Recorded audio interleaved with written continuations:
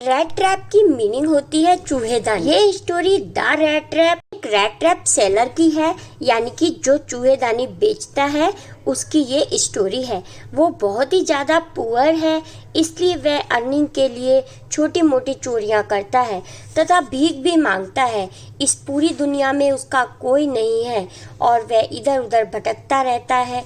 एक दिन वह सोचता है कि ये पूरी दुनिया एक रैट ट्रैप की तरह है, अर्थात ये पूरी दुनिया एक चूहेदानी की तरह ही है, जो खाने के लालच से चूहेदानी में जाता है, अर्थात इस वर्ल्ड में प्रवेश करता है लेकिन उसी में फंस जाता है और इस प्रकार चूहे की लाइफ मिजरेबल बन जाती है।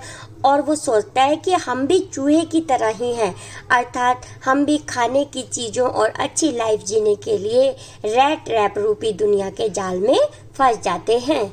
Every night rat trap seller को अपने लिए शेल्टर ढूंढना पड़ता है। रैट ट्रैप सेलर का कोई घर नहीं है।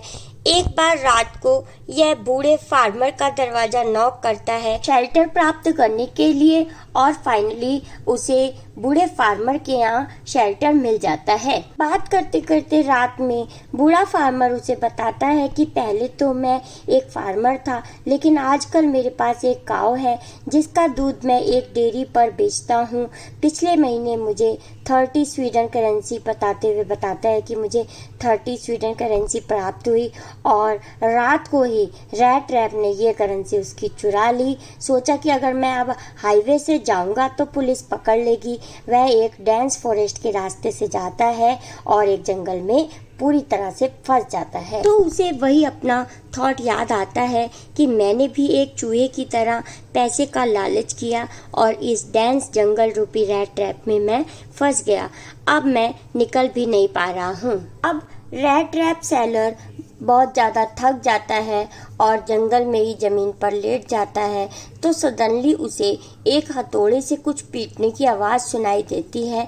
तो वहाँ जाकर वह देखता है कि ये तो एक आयरन फैक्ट्री है और शेल्टर मांगता है। फाइनली वहाँ पे भी उसे शेल्टर मिल जाती है तथा वह एक आग की भट्टी के सामने ही सो जाता है। रात में निरीक्षण के लिए जब आयरन फैक्ट्री का मालिक आता है तो वह रैट ट्रैप सेलर को अपना पुराना मित्र समझता है और रैट ट्रैप सेलर भी अपनी वास्तविकता नहीं बताता तथा ऐसे ही कह देता है कि जीवन में कुछ परेशानियां चल रही थी जिसकी वजह से मैंने ये फटे पुराने कपड़े पहने हैं। तो आयरन फैक्ट्री का मालिक उसे अपना फ्रेंड समझते हुए अपने घर पर इनवाइट करता है, जो कि बहुत शानदार उसका घर था और वह पहले तो सोल्जर रह चुके थे। तो रैट ट्रैप सेलर बहुत डर जाता है कि मैंने तो चोरी की हुई है, अगर मैं इनके घर जाऊंगा तो शायद पकड़ा जाऊंगा। तो वह इनकार कर देता है।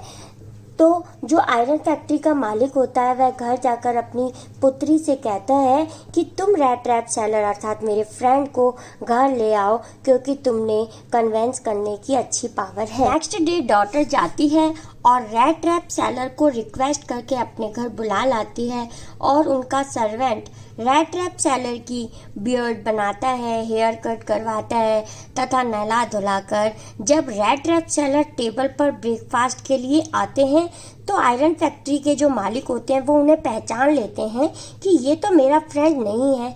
वह बहुत गुस्सा करते हैं कि तुमने सच नहीं बताया, अब तुम जल्दी से हमारे घर से चले जाओ नहीं तो मैं पुलिस को बुलवा लूँगा।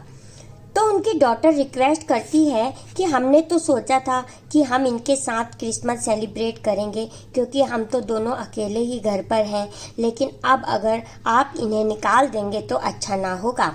नेक्स्ट मॉर्निंग जब रैट ट्रैप सेलर सो ही रहा होता है तो आयरन मास्टर और उनकी पुत्री चर्च चले जाते हैं क्योंकि आज क्रिसमस का दिन था।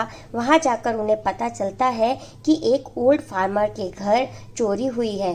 तो आयरन मास्टर बहुत ही ज़्यादा डर जाते हैं कि जब तक हम घर पहुंचेंगे तब तक तो हमारा सभी सामान चोरी हो चुका होगा। ये जल्दी से घर पहुंचे तो उन्होंने सर्वेंट से पूछा कि रैट ट्रैप सेलर चोरी करके यहाँ से भाग तो नहीं गया। तो इस पर सर्वेंट बताता है कि नहीं, वह तो एक छोटा सा पैकेट आपकी डॉटर के लिए छोड़कर गया है। तो वे फटाफट से अंदर जाते हैं और वो जो पैकेट यानी कि जो गिफ्ट छोड़कर गया होता है रैट ट्रैप सेलर उसे खोलते हैं तो उसमें वही मनी जो कि उसने ओल्ड फार्मर के घर से चुराई थी रैट ट्रैप के एक यानी कि चूहेदानी के अंदर रखी हुई उनको मिलती है। साथ ही एक नोट भी मिलता है जिसमें उसने लिखा था कि आपका बहुत बहुत थैंक्स, जो कि आपने मेरा इतना अच्छे से वेलकम किया और ये मनी उस ओल्ड फार्मर को लौटा देना जो कि रोड साइड रहता है।